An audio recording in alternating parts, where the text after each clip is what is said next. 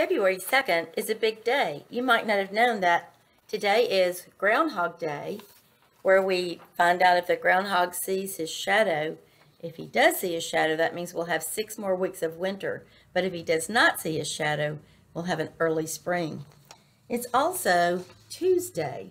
That's because the date is 2. It's the second month, the second day, and 2022. So our date for today is 2/2/22.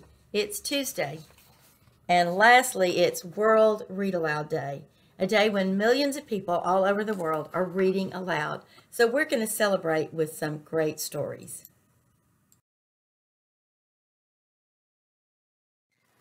Groundhog Stays Up Late by Margery Cuyler with illustrations by Jean Cassels.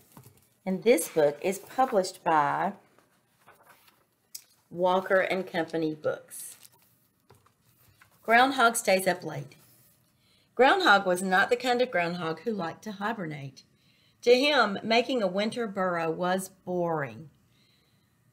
Gathering and storing food was boring. And most of all, sleeping all winter long was boring.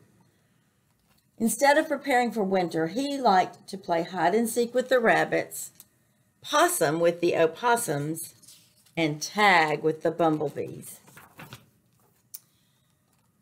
"Why do you even bother to hibernate?" chattered Squirrel. "You're never ready when winter comes. You should be looking for nuts and acorns right now."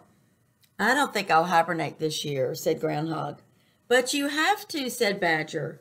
"How else will you wake up on February the 2nd and look at your shadow so we'll know if spring is coming?" "I don't need to hibernate to do that," said Groundhog. Bear shook his head. "Well, don't expect us to give you shelter when it snows." "Or food when it grows cold," said Squirrel. "Or warmth when you get cold," says Badger. Finally, winter came. Groundhog's friends were curled up in their homes for their long winter naps, but not Groundhog. He stayed outside. Soon it began to snow. "Wow, snow!" yelled Groundhog. "Time to play." Hare ran by. "Want to make a snowman?" asked Groundhog. "No, silly," said the hare. "I'm racing to my woodpile until the storm is over." Weasel ran by. "Want to have a snowball fight?" asked Groundhog. "Forget it," said Weasel. "I'm scampering to my hole where it's warm." Fox ran by. "Want to build a snow fort?" asked Groundhog. "Not now," said Fox. "I'm running to my den to get dry." "What a bunch of stick in the mud," said Groundhog.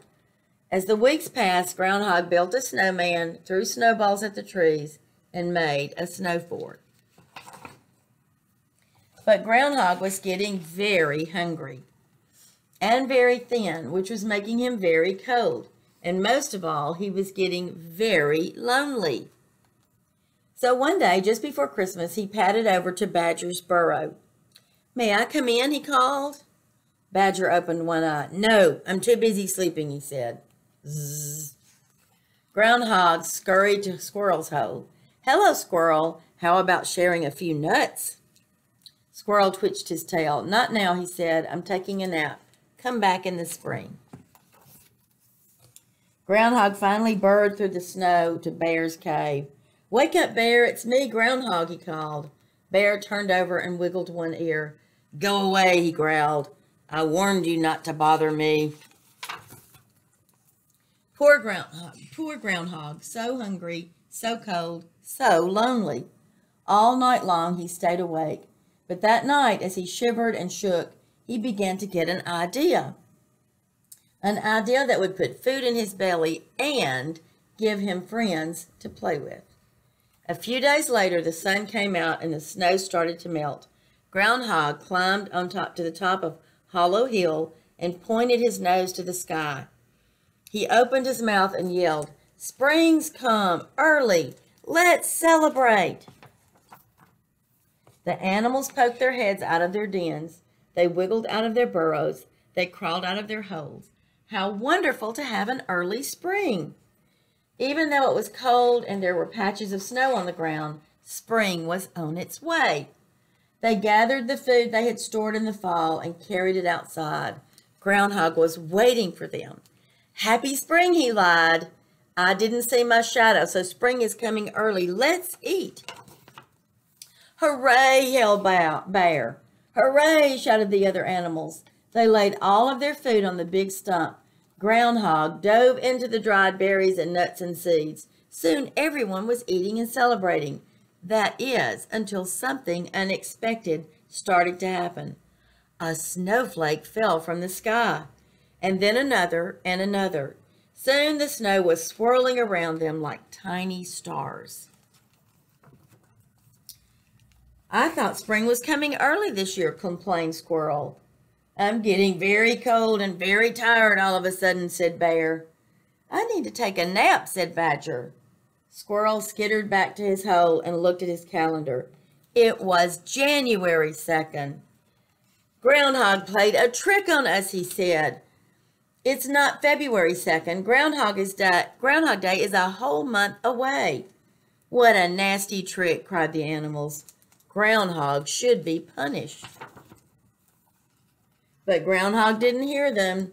He was so sleepy after his big meal that he crawled into his burrow. He slept and he slept right up until February the 2nd, when his eyes popped open for Groundhog Day. He stepped out into the fresh air. The snow had melted, the birds were singing, and the buttercups dotted the woods with color. It's spring, said Groundhog, but when he looked on the ground, he saw his shadow. It looked a little strange, and it was a funny color, but it had to be his. Can you see his shadow down here? Nuts, he said, 6 more weeks of winter. And he returned to his burrow and went back to sleep. The other animals came out of their hiding places. Our trick worked, said Badger. That shadow we painted sure fooled Groundhog. So the other animals had painted a shadow there. They tricked Groundhog just like he tricked them. While Groundhog slept through the spring, his friends enjoyed the sun warming their fur and the breezes ruffling through the trees. But did Groundhog learn his lesson? No. Looks like the next year he did the same thing on New Year's Day. I hope you enjoyed this story, Groundhog Stays Up Late, by Margery Cuyler.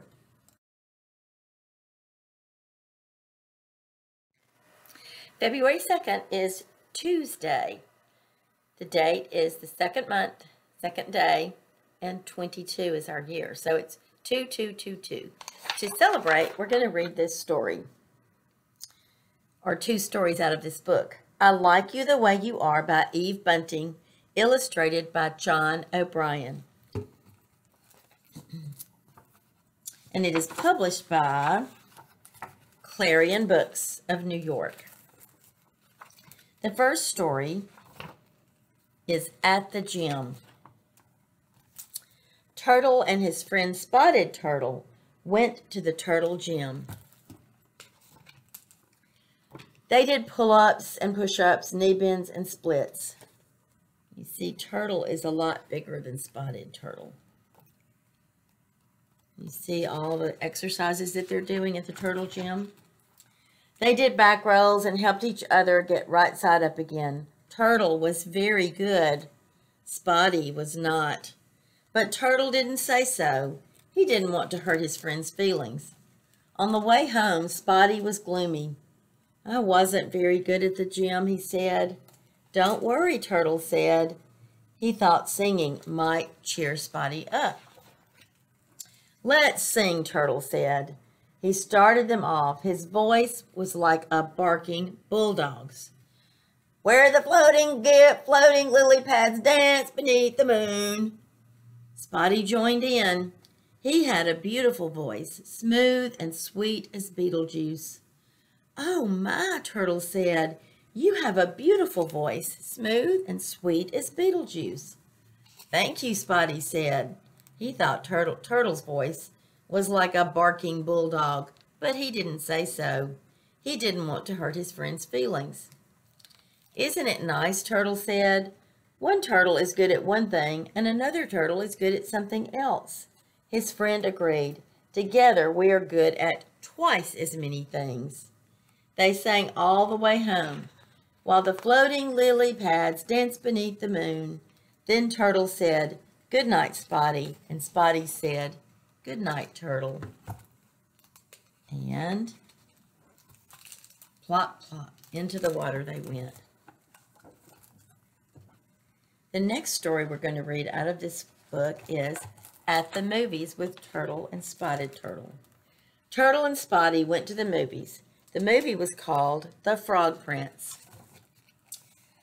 "Let's share a big tub of pop bugs," Turtle said. "Lots of butter, please," he told Mr. Potbug. "I don't like butter," said Spotty. "Then could you make it half and half, please, Mr. Potbug? Lots of butter on the right side and no butter on the left side of the tub." "Certainly," Mr. Potbug said. "Let's share a large beetle juice," Spotty said. "I like crab juice better," Turtle said. "Then could you make it half and half, please, Mr. Juice? Crab juice on the right, beetle juice on the left, and 2 straws." "Certainly," Mr. Juice said. Turtle carried the pot bugs and Spotty carried the juice.